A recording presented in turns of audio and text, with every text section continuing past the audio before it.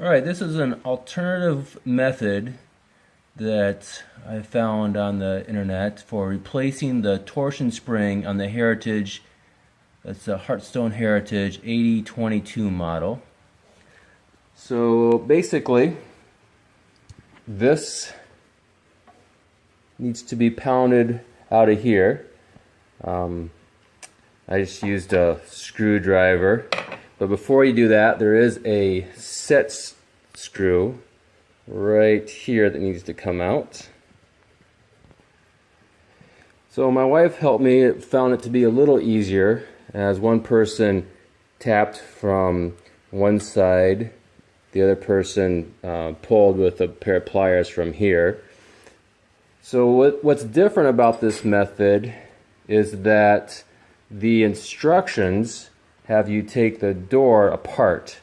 And I'll show you that here in a second.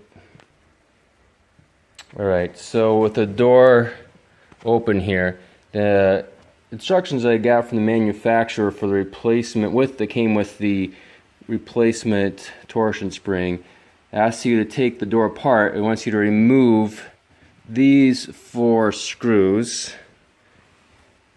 I found out to be not wanting, at least these top 2 didn't seem to be wanting to come out, and that's when I also found the alternative method for this. But I couldn't find a video on it, so I thought I'd just show a video. So we're not going to take these 4 screws out, but we do have to take these 4 screws out of the frame because, alright, the reason why, because the door has this part of the hinge connected to it. It has a gap under here that the spring fits into, but there's not enough clearance that you can get the new spring up there. Now you can see the first time that I did this, I neglected to put the spring, the long arm of the spring, up into this this divot here, the space in the door where it actually goes to help support the door. So now I'm going to be taking it back apart to actually put it where it belongs, right here. So don't do that. So to get the door off of this metal piece here, just got to kind of tilt it.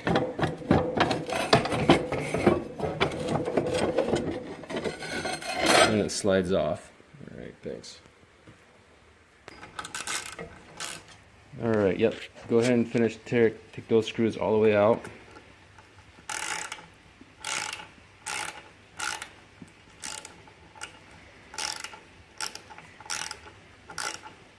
Take these 4 frame screws out. We were trying to just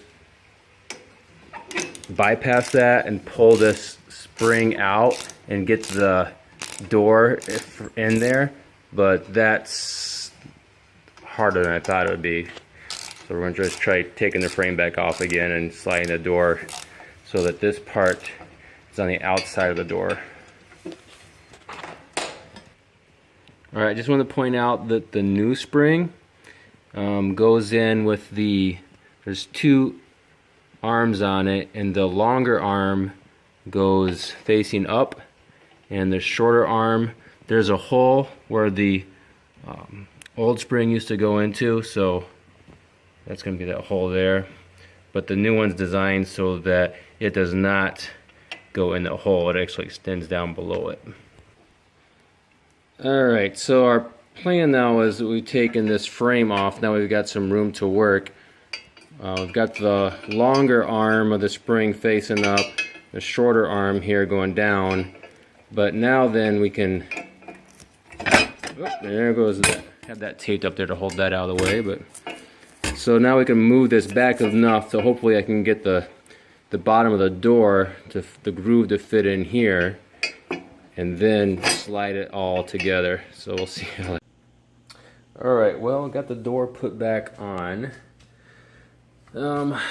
Basically, I think for future reference next time what I'll be doing is taking this set pin out, or set screw out, 5/32, back that out, and then tap this hinge pin back to so it clears here, so it's back to here.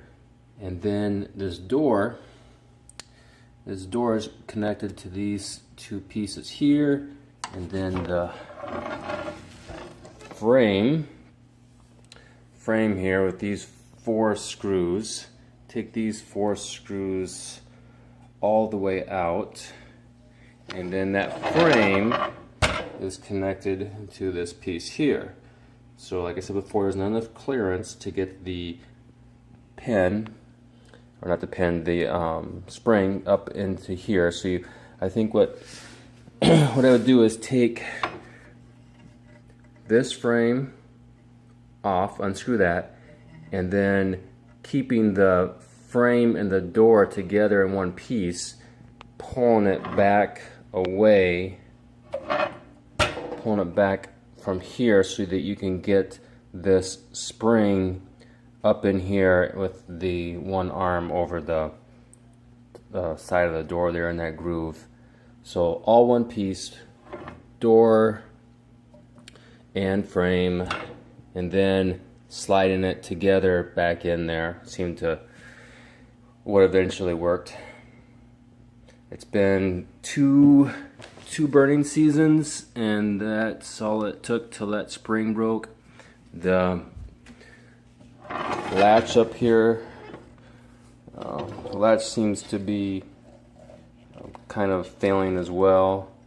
You can see some of the brass starting to shave off there. I've had a few pieces come off in there.